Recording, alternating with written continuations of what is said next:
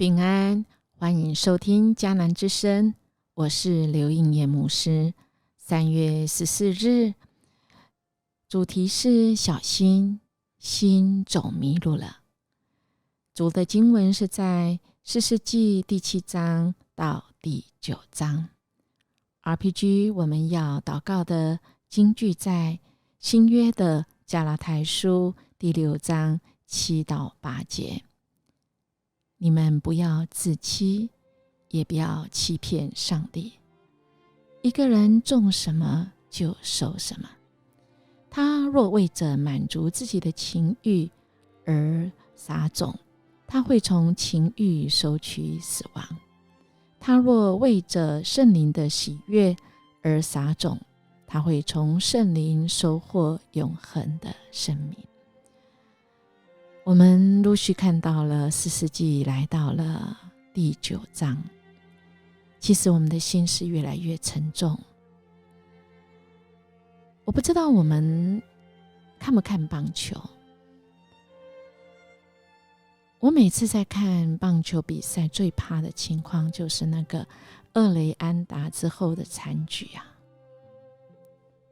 除了令人很扼腕之外，我们不禁要问，到底什么原因让这么好的一个局面却改变了？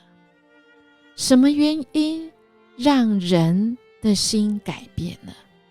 那么这个局势还能够力挽狂澜吗？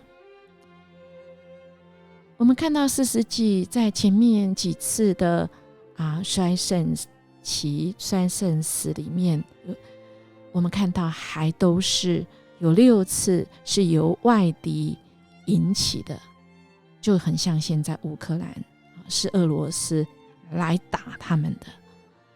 但我们今天来到第9章，却有这么一次是他们自己的人，是基甸的儿子亚比米勒所招致的。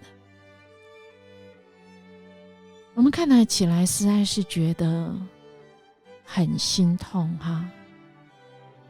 其实亚比米勒本是非利士王的名号，意思是王之父，是基甸给他的儿子这个名字，似乎早就已经暗藏这个动乱的危机。因为亚比米勒争着要做王，结果国家陷入的纷乱跟杀戮中。那我们会想，这个基甸，我们一定会来回想，基甸他还不是盖棺论定而已，他连盖棺都还不见得论定，因为他所生的儿子那个影响带坏了带败了整个以色列人。哎呀，真的是很可惜啊！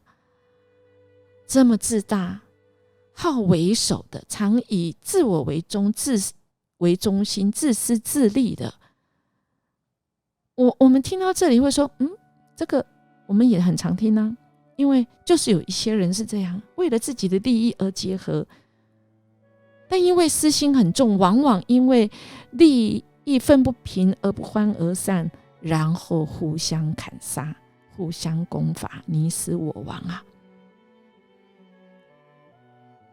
外敌来我们还比较能接受，就说这只能怪我自己不争气不如人。但是如果是我们自己的人造成的，真的是很可惜也可恨因为受害的是我们自己的人。我想撒旦魔鬼很清楚知道，我们人最怕的真的就是内斗内耗。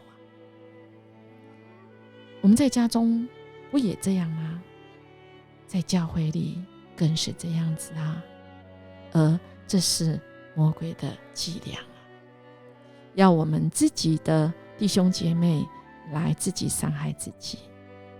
其实这一切的会走心会演变到这样，其实都是因为自大好为首作怪，所以我们千万要很小心。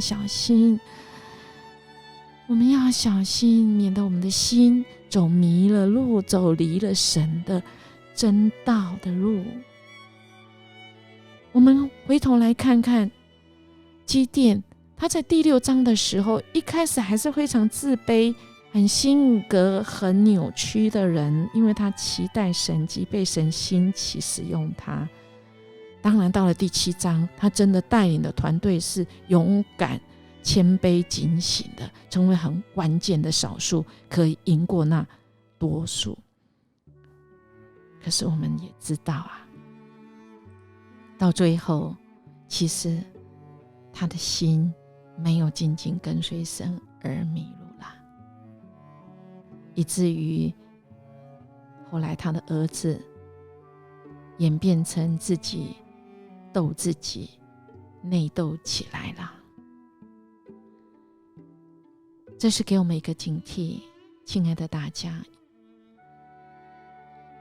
好不好？我们管理好我们的心，就像今天到新约的时候，加拉太书所说的，我们不要自欺啊，也不要欺骗上帝。我们一个人的心啊，我们种什么，我们真的就收什么。如果我们是满足自己情欲而撒种，我们一定是收取死亡的。但若是我们为着圣灵的喜悦而撒种，我们从圣灵收到的是永恒的生命。愿我们的生命，我们的心，让神来掌管。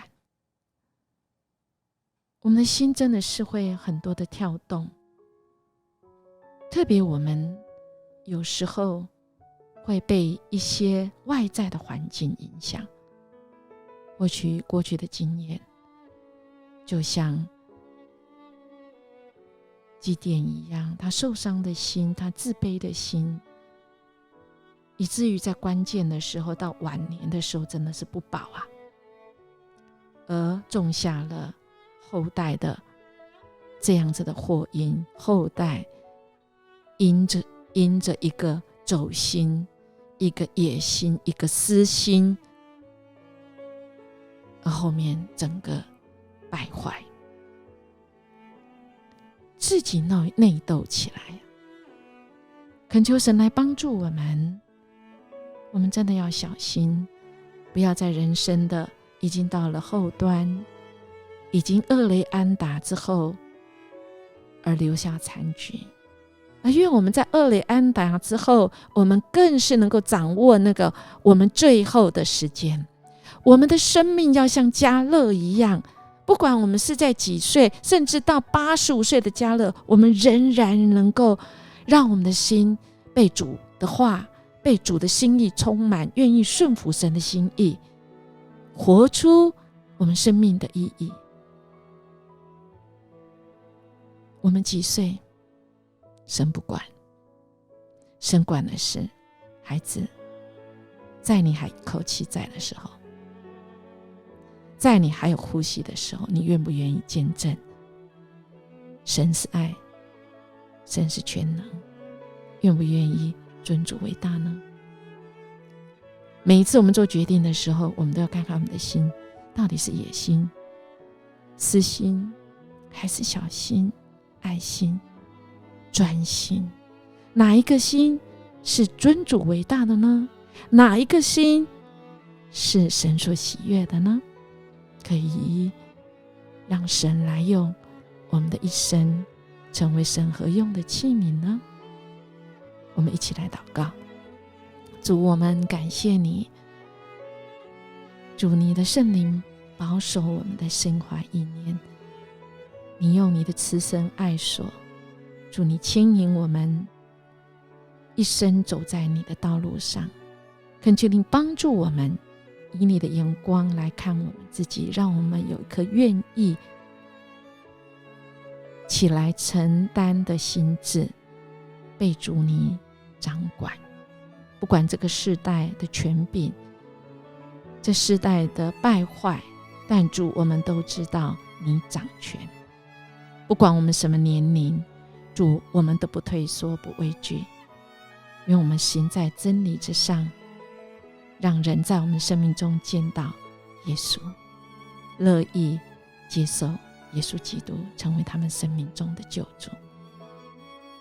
我们这样祈求祷告，奉主耶稣基督的名求，阿们。